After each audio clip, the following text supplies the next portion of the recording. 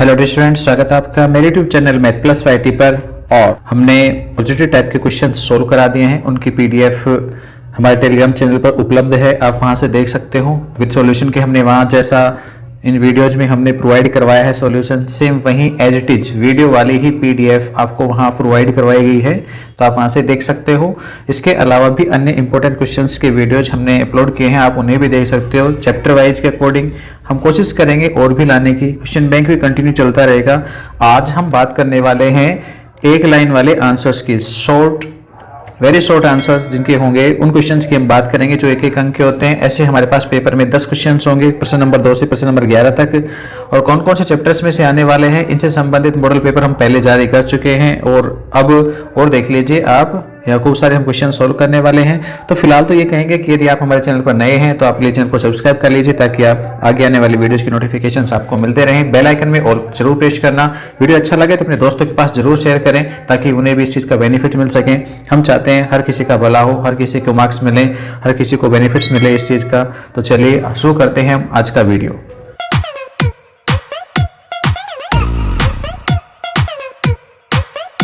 देखिए एक एक अंक के क्वेश्चंस में सबसे पहले हम बात कर रहे हैं वो है थर्ड चैप्टर की। तीसरे प्रश्नावली में से हमारे पास यहाँ से एक अंक का क्वेश्चन आएगा, तो सबसे पहले हम तीसरी प्रश्नावली की ही बात करेंगे। तीसरी प्रश्नावली में से हमारे पास जो पहला क्वेश्चन है वो है यदि किसी अवयव में 8 अवयव हैं, कितने अवयव हैं? 8 अवयव हैं, तो इसकी संभव कोटियां क्या हो सकती हैं? 8 अवयवों के लिए हम संभावित कोटियां लिखना चाहें तो देखो 1 गुणा 8 ऐसा हो सकता है, 1 गुणा 8 नहीं होगा तो 8 गुणा 1 ऐसा भी हो सकता है। इस प्रकार की दो एक पंक्ति मैट्रिक्स या स्तंभ मैट्रिक्स हो सकती हैं जिसमें 8 एलिमेंट्स हो जाएंगे। 8 एलिमेंट्स आपके पास इस प्रकार से भी हो सकते हैं, 2/4 के रूप में, तो 2/4 भी हो सकता है आपके पास। 2/4 नहीं होगा तो 4/2 भी हो सकता है, ठीक है। इनके अलावा कोई और एक्स्ट्रा होंगे नहीं, तो आपके पास ये 4 कोटियां संभव कोटियां हो सकती हैं जो हमने यहाँ पर लिख दी हैं। इसी क्रम की हो सकते हैं, क्रम यानी कोटि एक ही बात है। एक साथ में कहता है दूसरा क्वेश्चन, एक 3/3 क्रम की इकाई मैट्रिक्स लिखिए। 3 इकाई मैट्रिक्स को हम आई से रिप्रेजेंट करते हैं और इसमें आपके पास 9 एलिमेंट्स होते हैं 3/3 में, जिसका जो डायगोनल है, विकर्ण है, वो आपके पास 1 1 1 के रूप में होगा और बाकी जितने भी एलिमेंट्स होंगे वो कैसे होंगे? 0 0 के रूप में होंगे। तो इस प्रकार से आपके पास इकाई मैट्रिक्स होगी। थर्ड क्वेश्चन की हम बात करें तो यदि A=2 आपको एक मैट्रिक्स मिली है तो A ट्रांसपोज क्या होगी? ट्रांसपोज मैट्रिक्स क्या होती है? पंक्ति को स्तंभों में बदल दिया जाए। आप यहाँ पर जो भी आपके पास पंक्ति है उसको स्तंभ बना दीजिए, 2 -1 और 2, और दूसरी जो पंक्ति है उसको दूसरा स्तंभ बना दीजिए, तो ये आपके पास A ट्रांसपोज कहलाएगी। चौथा क्वेश्चन है 8 अवयव वाले अवयव के क्या क्या क्रम हो सकते हैं? तो वही आपके पास पहला प्रश्न है वही रिपीट हो गया है, तो वही आंसर है उसका जो ऊपर लिखा हुआ है। पांचवें प्रश्न की बात करें तो किसी वर्ग मैट्रिक्स के लिए A+A ट्रांसपोज कौन सी मैट्रिक्स होगी? कोई भी वर्ग मैट्रिक्स है तो A+A ट्रांसपोज है वो सममित मैट्रिक्स कहलाती है। कैसी कहलाती है? सममित अवयव या सममित मैट्रिक्स कहलाती है। तो ये क्वेश्चंस हमारे पास पहले ऑब्जेक्टिव टाइप क्वेश्चंस में भी आ चुका है, तो ध्यान रखें इसका। नेक्स्ट छठे प्रश्न की यदि हम बात करें तो यदि A=, एक आपको मैट्रिक्स मिली है तो A² ज्ञात कीजिए। A मैट्रिक्स का A² आप कैसे निकालेंगे? तो A को A के साथ में मल्टीप्लाई करना है, तो A² का अर्थ होता है A को A से गुणा कर दिया जाए 1 0 1 0 0 0। सेकेंड जो आपके पास पंक्ति है वो कंप्लीट 0 है, आप इसे गुणा करेंगे इसी मैट्रिक्स से 1 0 1 और 0 0 0 और 1 0 1 से। जब आप गुणा करेंगे तो पंक्ति का स्तंभ के साथ गुणा होगा, ठीक है। गुणा हमने बताया है आपको, तो पहली पंक्ति का पहले स्तंभ के साथ गुणा करेंगे, पहला एलिमेंट्स मिल जाएगा। तो 1 को 1 से मल्टीप्लाई करने पर 1, 0 को 0 से करेंगे 0, 1 को 1 से करेंगे तो 1 हो जाएगा। नेक्स्ट पहली पंक्ति को दूसरे स्तंभ से करेंगे तो पहली पंक्ति का दूसरा अवयव मिलेगा, इसमें टोटल अवयव 0 है तो ये 0 ही रहेगा।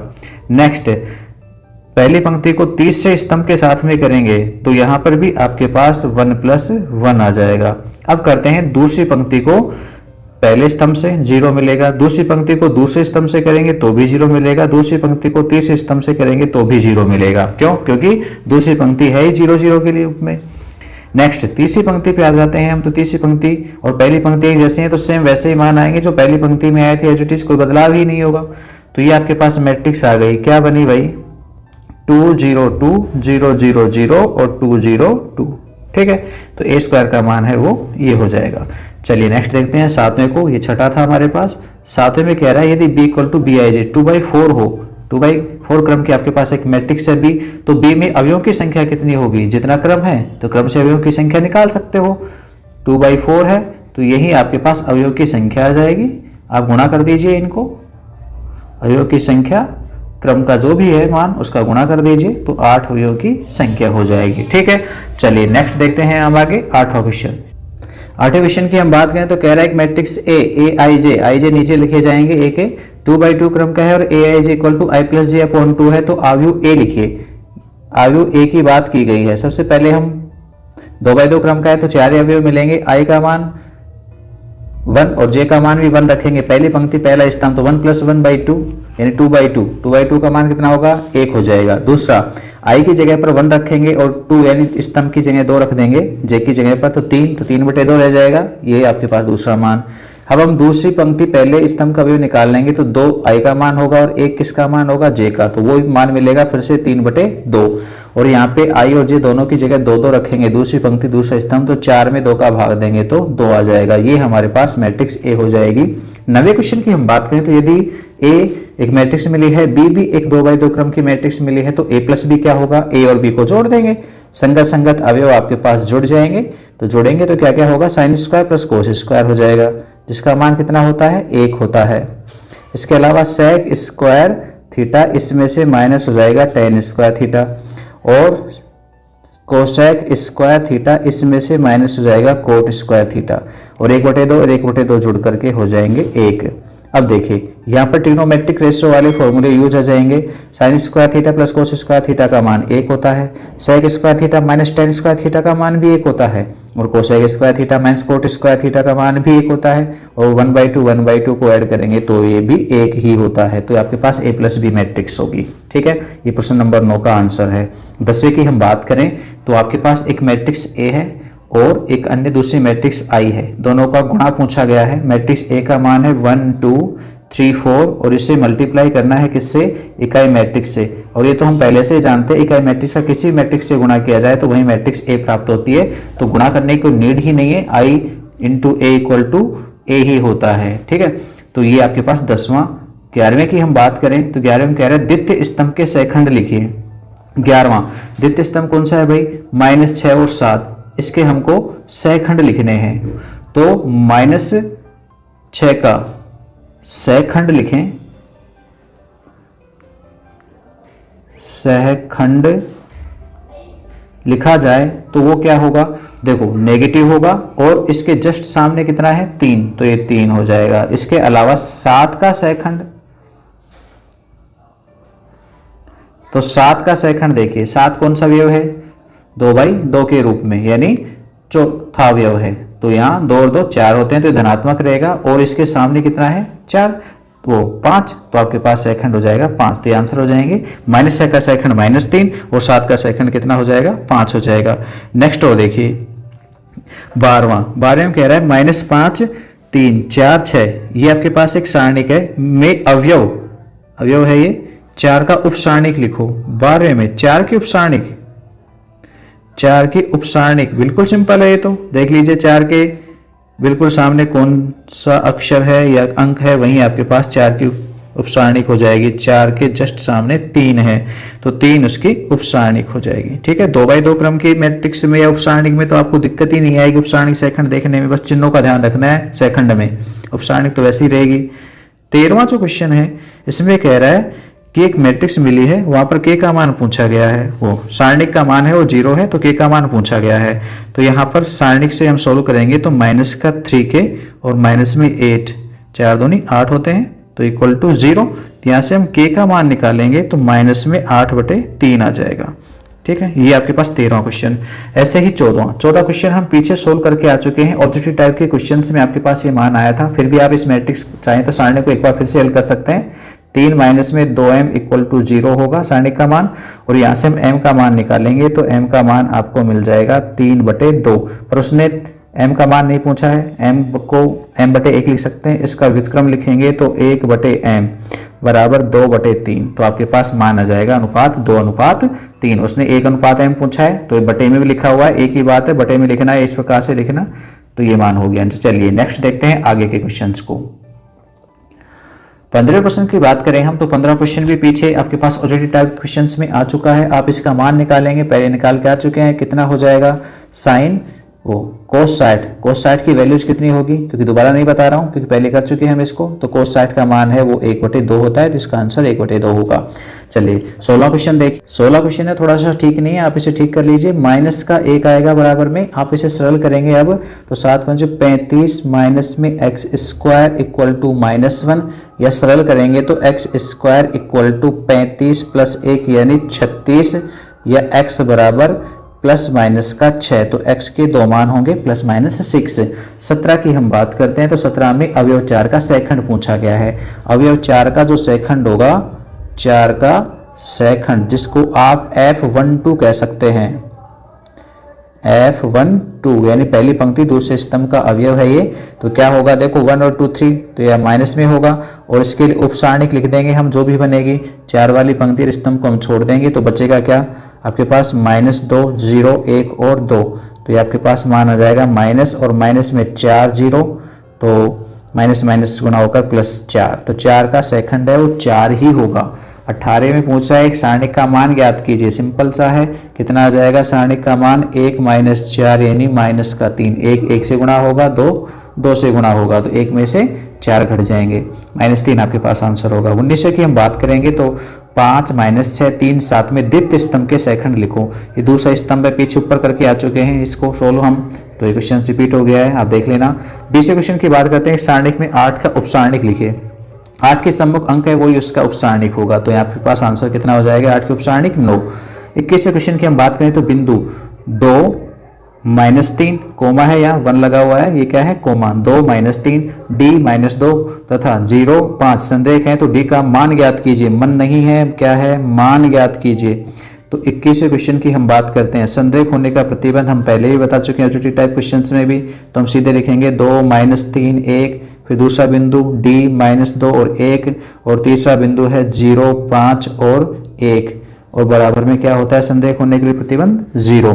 इसे सरल करना चाहेंगे तो हम पहले ही स्तंभ के सापेक्ष प्रसार लिख देंगे इसका, तो 2 और 2 की उपसारणिक होगी -2 1 5 1। इसके अलावा माइनस में d और इसके लिए उपसारणिक लिखेंगे तो -3 1 और 5 1।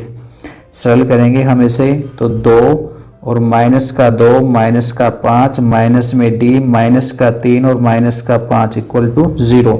5 2 7, 7 को 2 से गुणा करेंगे -14 और माइनस 5 3 8 होते हैं, -8 को -d से करेंगे तो +8d बराबर 0। तो यहाँ से d का मान निकालेंगे हम, तो 14 में 8 का भाग दे देंगे तो आंसर मिलेगा 7/4।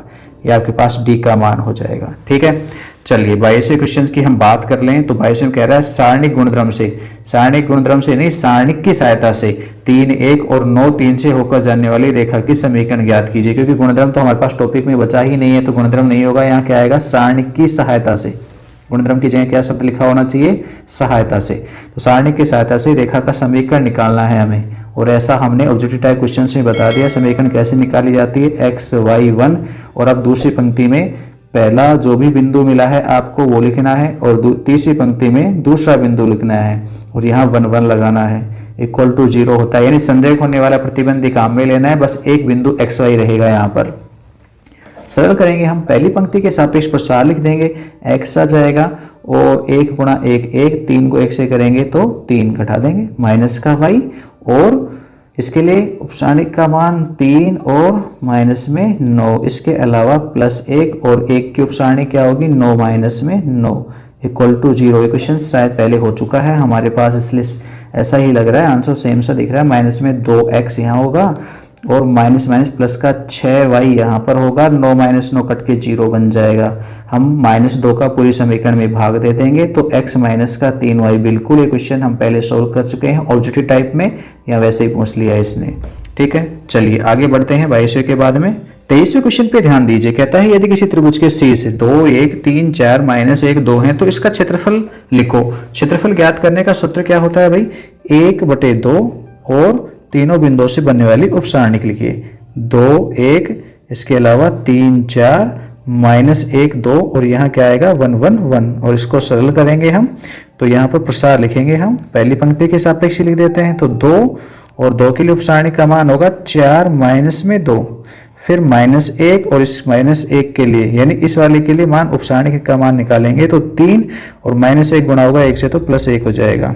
तो 3 + 1 घटाएंगे तो +1 हो जाएगा ना, और प्लस में 1 इस वाले 1 की उपसारणिक निकालेंगे हम तो 3 दूनी 6 और -1 को 4 से करेंगे -4 घटाएंगे तो +4 तो 6 प्लस में 4 हो जाएगा। सरल करना चाहेंगे तो 1/2 और 2 4 - 2 2 होता है, 2 गुणा होगा 2 से तो 4 और यहाँ -1 गुणा होगा 4 से तो -4 और प्लस में 10, 4 से 4 कट जाएगा, 10 में 2 का भाग देंगे तो 5 वर्ग इकाई आपके पास त्रिभुज का क्षेत्रफल आ जाएगा। 24 में कह रहा है एक मैट्रिक्स आपको मिली है, उसकी एडजेंट ए चाहिए। तो 24वें क्वेश्चन में एडजेंट ए कैसे निकाल सकते हैं, हमने बताया था मुख्य विकर्ण के अवयवों के स्थान बदल दीजिए तो हो जाएगा 2 0, पश्च विकर्ण है उसमें चिन्ह बदल दीजिए, ये हो गई एडजेंट ए, सिंपल सा कार्य है। 25वें क्वेश्चन की हम बात करें तो 25वें में क्या कह रहा है वो भी देख लीजिए। एक मैट्रिक्स ए मिली है, उसकी इनवर्स पूछी गई है, तो ए मैट्रिक्स के लिए हम पहले सारणिक का मान लिखेंगे। 1 गुणा होगा 4 से तो 4 और 3 गुणा होगा 2 से तो 6, तो आपके पास -2 तो ए सारणिक हो गई। इसके अलावा एडजेंट ए की बात कर लें, अभी बताया था एडजेंट ए कैसे निकाला जाता है, आप मुख्य विकर्ण के अवयवों के स्थान बदल देंगे, पश्च विकर्ण में चिन्ह बदल देंगे, -3 और माइनस में 2, और अब ए इनवर्स आप निकाल सकते हो। ए इनवर्स निकालने का फॉर्मूला है एडजेंट ए में सारणिक ए का भाग दे दिया जाए तो माइनस में 1/2 और 4 माइनस में 3 और 1, ये आंसर आपके पास हो जाएगा। 25 के बाद 26वें पे आ जाइए, कह रहा है के का मान ज्ञात करो यदि त्रिभुज इतने का क्षेत्रफल 4 वर्ग इकाई है। अभी ऊपर लगाया था सूत्र, सेम वही यहाँ पर आपको अप्लाई करना है। त्रिभुज का क्षेत्रफल दे रखा है 4, तो हम 1/2 और मान रखेंगे के 0, फिर है 4 0, उसके बाद है 0 2 और 1 1 1, और ये वैल्यू है 4 के बराबर। देखो वर्ग इकाई क्षेत्रफल होता है धनात्मक होता है, लेकिन जब हम यहाँ लिखेंगे तो प्लस माइनस में लिखेंगे, क्योंकि बिंदु तो प्लस माइनस में कैसे भी हो सकते हैं। हमारे पास ऋणात्मक क्षेत्रफल आ जाता है, हम उसे धनात्मक करके लिखते हैं, क्योंकि क्षेत्रफल हमेशा धनात्मक लिखा जाता है। लेकिन जब हम सोल्व करेंगे के की वैल्यूज निकालेंगे तो हम उसे प्लस माइनस में लिखेंगे, इस चीज़ का ध्यान रखना है, क्योंकि बिंदु नेगेटिव भी हो सकता है। क्षेत्रफल निकालने पर माइनस में आ रहा होता है, हम उसे प्लस का ही लिखते हैं, तो माइनस भी लेंगे साथ में के की संभावित परिस्थितियों के लिए। तो ये 2 इधर गुणा हो जाएगा 4 से, तो कितने हो जाएंगे 8 हो जाएंगे, और के लिए हम मान निकाल देंगे यहाँ पर। तो क्या करेंगे हम यहाँ पर सीधे सीधे दूसरे स्तंभ के सापेक्ष प्रसार लिखेंगे। किसके सापेक्ष लिखेंगे, दूसरे स्तंभ के सापेक्ष, जो कैसा होगा -2 और इस -2 के लिए उपसारणिक जो बनेगी, हम इस पूरी पंक्ति और स्तंभ को छोड़ देंगे तो k - 4 और बराबर में हो जाएगा आपके पास प्लस माइनस में 8। ये जो आपके पास 2 है 1/2 मैंने इधर गुणा कर दिया है 4 में, इस 4 के साथ जब 2 गुणा होगा तो 8 हो जाएगा। -2 का हम इधर भाग दे देंगे, तो k - 4 बराबर में माइनस प्लस में 2 का भाग देने पर 4, चिन्ह बदल दिया है क्योंकि -2 का भाग दे रहे हैं, तो k = 4 और माइनस प्लस में 4। तो देखिए k के 2 मान आएंगे, जब माइनस का चिन्ह काम में लूंगा तो k 0 मिल जाएगा, और जब k में आगे प्लस का चिन्ह काम में लूंगा तो k का मान 8 मिल जाएगा। तो आपके पास 2 आंसर हो जाएंगे, k का मान 0 या 8 हो सकता है। ठीक है, इसके अलावा 26 के अलावा 27वें को देखें हम, तो 27वें में कह रहा है कि यदि एक मैट्रिक्स A है तो उसके एडजेंट A ज्ञात कीजिए। 27वां क्वेश्चन सेम 24वें क्वेश्चन का जैसा ही है, तो एडजेंट A मैं डायरेक्ट लिख दूं। अब यहाँ पे समझा चुका हूँ क्या करना है, मुख्य विकर्ण के अवयवों को स्थान बदलने हैं, सेम ही रहेंगे, और पश्च विकर्ण में चिन्ह बदलना है, -3 और माइनस में 5 हो जाएगा, ये एडजेंट ए है। 28वें क्वेश्चन की हम बात करते हैं, तो यदि एक त्रिभुज के सी 0 0 5 0 3 4 हो तो त्रिभुज का क्षेत्रफल ज्ञात कीजिए। हम इसको पहले सोल्व कर चुके हैं, ऑब्जेक्टिव टाइप में आ चुका है, इसका आंसर 10 वर्ग इकाई आएगा। आप फिर से देख लेना वीडियो, यदि किसी को नहीं निकालना आता है तो, वरना हम ऊपर निकाल चुके हैं, ये क्वेश्चन सोल्व कर चुके हैं, इसलिए आप करके देखें इसे, मैंने बता दिया 10 वर्ग इकाई आपके पास आंसर होगा। 29वें में कह रहा है कि 2x माइनस का 3y बराबर 3 में डेल्टा का मान ज्ञात कीजिए। यहाँ पर एक समीकरण मिसिंग है, यदि एक और समीकरण दे दी जाती तो हम जरूर उसका मान निकालते यहाँ पर, ठीक है, लेकिन यहाँ फिलहाल एक ही समीकरण लिखी गई है, एक और समीकरण होती तो फिर वहां पर हम डेल्टा लिखते और डेल्टा यानी सारणिक बनाते यहाँ पर x और y के गुणांकों की, और हम उसका मान ज्ञात करते, जरूर करते, लेकिन फिलहाल एक ही क्वेश्चन दी गई है इसलिए क्वेश्चन ही अधूरा है, हम इसको छोड़ रहे हैं। ठीक है, तीसरे क्वेश्चन की बात करते हैं, सारणी के गुणधर्म से 2, 3 व -3, 11 से होकर जाने वाली रेखा का समीकरण ज्ञात कीजिए। अब देखिए सेम यही क्वेश्चन रिपीट हो गया है, पहले हमने इससे पिछले ऊपर वाले पार्ट में भी हमने इसे ज्ञात किया था, रेखा का समीकरण ज्ञात कर दीजिए, आया था हमारे पास, इसमें हमने रेखा का समीकरण निकाला है, याद है। तो देखो 22वां क्वेश्चन रहा, तो सेम 22वें क्वेश्चन के तरीके से आपको इस क्वेश्चन को सोल्व करना है, क्योंकि फिर आपको भी करना आना चाहिए। एक क्वेश्चन आप पर आ चुका है, सेम उसी पैटर्न पर है ये, तो आपको यहाँ पर सारणी की सहायता से क्या करना है, 2, 3 और -3, 11 से जाने वाली रेखा का समीकरण निकालना है, ठीक है। 31वें प्रश्न की हम बात करें तो f(x) = x² माइनस में 3x है, तो f' ज्ञात कीजिए, ये डैश है भाई, तो डिफरेंशिएशन करना है आपको, कौन से में, 31वें क्वेश्चन में। तो 31वें क्वेश्चन में डिफरेंशिएशन करेंगे तो f'(x) बताइए, x² का डिफरेंशिएशन 2x होता है और -3x का कितना हो जाएगा, 3, तो ये डिफरेंशिएशन हो गया। छोटे छोटे क्वेश्चन से एक लाइन के, ज्यादा बड़े नहीं है, और एक अंक में ऐसे क्वेश्चन आते हैं। चलिए आगे बढ़ते हैं, हम 32वें क्वेश्चन को देखते हैं। 32वें में कह रहा है f(x) = x tan 1x है, तो f' ज्ञात कीजिए। वैसे ही क्वेश्चंस यहाँ पे होना नहीं चाहिए था, क्योंकि इनवर्स फंक्शंस हैं, उनके डिफरेंशिएशन आपके पास हटा दिए गए हैं, लेकिन हमने कराए हैं आपको, आप वीडियोस देख सकते हैं इनकी, हमारे पास प्लेलिस्ट उपलब्ध है चैनल के ऊपर, तो प्लीज जरूर देखें, आपको डिस्क्रिप्शन बॉक्स में भी प्लेलिस्ट मिल जाएगी। 32वें क्वेश्चन की हम बात करें तो डिफरेंशिएशन करेंगे f'(x), तो यहाँ पे दो फंक्शन है, x है और tan 1x है, तो हम यहाँ पे गुणन नियम लगाएंगे। फर्स्ट फंक्शन सेकंड का डिफरेंशिएशन, tan 1x का क्या होगा, डिफरेंशिएशन, प्लस में सेकेंड फंक्शन और फर्स्ट का करेंगे हम डिफरेंशिएशन। तो x और tan 1x का डिफरेंशिएशन होता है 1/1 प्लस में x², ठीक है, ध्यान रखना सूत्र है। और यहाँ x का डिफरेंशिएशन 1 होता है और 1 को tan 1x से गुणा करेंगे तो tan 1x ही रहेगा, तो आपके पास आंसर हो जाएगा। नेक्स्ट की बात करते हैं 33वें में, y = x sin x है, तो dy/dx ज्ञात कीजिए। जैसा 32 है वैसा ही 33 है, सेम ही क्वेश्चन है, f'(x), बस इनवर्स नहीं है। फर्स्ट फंक्शन सेकंड का साइन का डिफरेंशिएशन करेंगे तो cos x, और प्लस में सेकंड फंक्शन sin x, और x का डिफरेंशिएशन 1 होता है, 1 से साइन को गुणा करेंगे तो साइन ही रहेगा, तो ये आपके पास 33वें के लिए आंसर हो जाएगा, ठीक है। चलिए 34वें की बात करते हैं, y = a⁴x है, तो dy/dx सीधे सूत्र है a⁴x के रूप में, a⁴x का जो डिफरेंशिएशन है यानी dy/dx जो होगा वो क्या होता है, a⁴x और log a होता है, ठीक है। एक एक अंक के क्वेश्चंस में आपको ज्यादा बड़ा कुछ करना है नहीं, केवल सूत्र को लिखना है कि क्या होगा, तो हमने यहाँ पे बता दिया है, ठीक है। अदरवाइज आपको करना है तो आप log ले सकते हो, इसका, इस वाले का log ले लीजिए, देखो क्या हो जाएगा, log y = x गुणा में आ जाएगा, और ये log a बेस e है, यहाँ पर डिफरेंशिएशन करेंगे तो 1/y और dy/dx, और यहाँ log a तो कांस्टेंट संख्या है, x बचेगा, x का डिफरेंशिएशन 1 हो जाएगा, ठीक है। तो y को इधर गुणा कर देंगे तो dy/dx, और y जब गुणा में आएगा तो y log a हो जाएगा। y का मान क्या था, अब y वापस पुट कर दीजिए a⁴x, तो a⁴x log a आपके पास डिफरेंशिएशन हो जाएगा। खैर इतना बड़ा करने की जरूरत नहीं, क्योंकि एक अंक का क्वेश्चन ही है, तो आप डायरेक्ट लिख सकते हो इसका आंसर।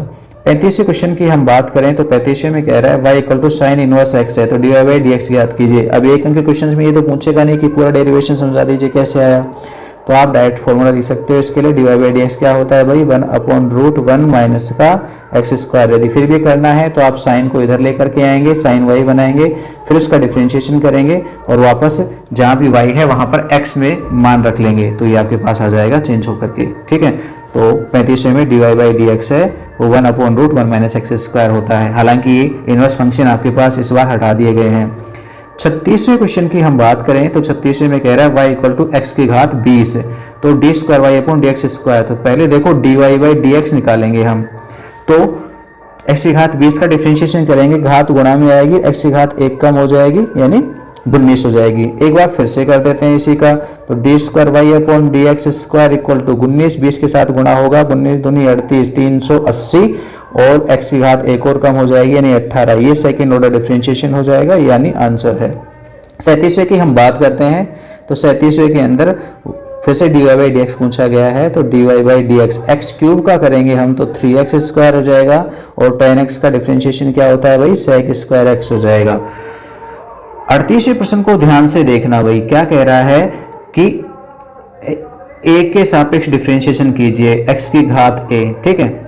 ध्यान देना a के सापेक्ष करना है तो ऊपर आपके पास a लिखा हुआ है, नीचे x यहाँ पर अचर है, ये ध्यान रखना। अब a अचर नहीं है, x अचर है। सामान्य फॉर्मूला ऊपर आया था a की पावर x वाला, ये रहा 34वें प्रश्न में। तब क्या था, a की पावर x log a, यानी यहाँ a अचर था और x क्या थी, चर राशि थी, तो x तो एज इट इज ही रह गया और a में आपके पास मान बढ़कर के आ गया। अब a आपके पास चर है और x क्या है, अचर है, तो सेम ऐसे कैसे आएगा, x की घात a और log x, अचर की जगह अचर और चर की जगह चर रहने दीजिए, पहले वाले से जस्ट उल्टा हो गया है, ध्यान देंगे तो आप, ठीक है ना। तो ये आपके पास क्या हो गया, log x यहाँ पर अचर राशि कहलाएगी और x की घात a है, ये फंक्शन जो एज इट इज रह जाएगा, ठीक है। चर राशि की घात, अचर राशि की घात चर राशि हो तो उसे हम क्या कहते हैं, चरघातांकी फलन कहते हैं। तो चरघातांकी फलन के रूप में ट्रीट करेगा, डिफरेंशिएशन ये कहलाएगा। 38 के बाद में हम बात करते हैं 39वें क्वेश्चन की। तो 39वें में कह रहा है y equal to x to power 5 plus tan inverse x है, तो dy बाई डी एक्स ज्ञात कर दीजिए। तो dy by D x, x की घात 5 का डिफरेंशिएशन होता है 5x की घात 4 और टेन इनवर्स x का हमने बताया था 1/1 प्लस में x स्क्वायर, ठीक है। 40वें क्वेश्चन की हम बात करें तो 40वें कह रहा है log x प्लस a है, तो dy बाई डी एक्स ज्ञात कर दीजिए। तो y का differentiation dy by D x और log का करेंगे तो 1/x प्लस a और x प्लस a का करेंगे तो x का 1 और a का 0, ठीक है ना। श्रृंखला नियम यहाँ पे लगाएगा, चेन रूल लगेगा, तो आंसर आपके पास आ जाएगा 1/x प्लस a, ये आपके पास अवकलन हो जाएगा। फिलहाल आज के वीडियो में इतना ही, नेक्स्ट वीडियो में हम फिर मिलेंगे नेक्स्ट आगे का भाग लेकर के। अभी हमारे पास चल रहे हैं 1 मार्क्स के क्वेश्चंस, जो कि 1 लाइनर के क्वेश्चंस हैं, एक एक लाइन के जिनके आंसर्स हैं, ठीक है। यदि वीडियो अच्छा लगा हो तो अपने दोस्तों के पास शेयर जरूर करना, केवल हम इतना ही चाहते हैं आपसे, वीडियो और लाइक भी करें, ठीक है। धन्यवाद, बाय।